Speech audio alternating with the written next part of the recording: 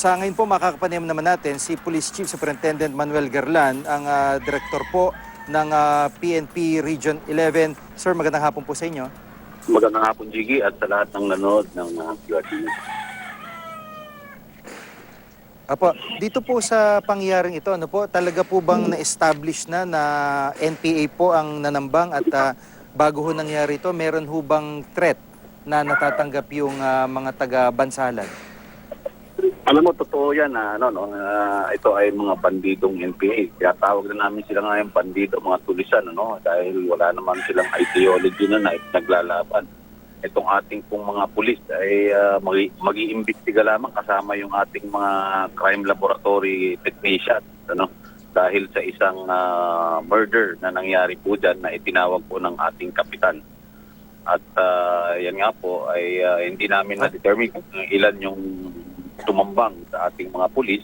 Pero ito pong mga pulis natin, dalawa lang ang long firearms ito at dalawa ang may short firearms. So talagang hindi naman ito talaga mga combatants kung tutuusin. Nagsisilbi lamang po ito sa ating mga mamamayan sa barangay Tibayan. Apo, paano po ang operation na ginagawa nyo ngayon?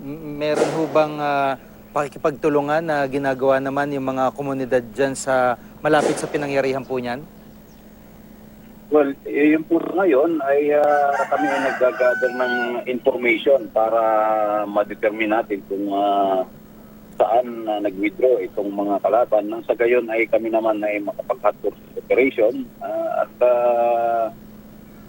nang sa gayon ay matuntun natin kung sino yung mga pumatay dito sa mga pulis natin.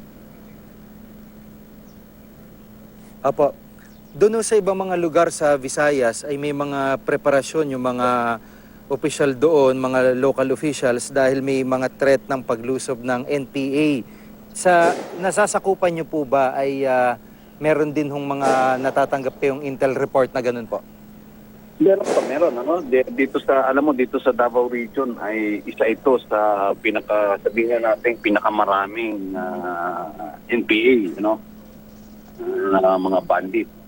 At ang ating mga local officials ay nakikipagtulungan nga naman, nagbibigay ng information at pati yung mga mamamayan, lalong-lalo na yung mga nando sa remote area, ay kinukumbinsi rin nilang magbalik loob na itong mga NPA na ito dahil wala naman na silang ideology na ipinaglalaban. Pera-pera na lang dito sa Davao dahil sila ay kumikita sa mga extortion activities nila, ay ayaw nilang i-give up yung kanilang mga pinaglalabang ayaw ko kung anong ideology pa meron sila. Opo, paano po yung mga pamilya itong mga na-ambush? Naimpormahan na po ba sila at sila ho ba'y mga taga dyan din sa Bansalan? Nasabihan na po natin yung family ito. Merong isang taga Kitapawan, most probably tomorrow hopefully maiuwi na nila yung CPO1 Narvasa. Taga Kitapawan yung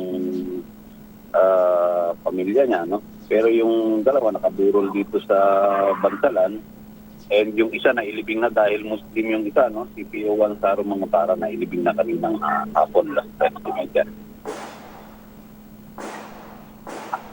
Opo, maraming salamat po sa pagkakataon at update si Police Chief Superintendent Manuel Garlan ng PNP Region 11. Maraming pong salamat.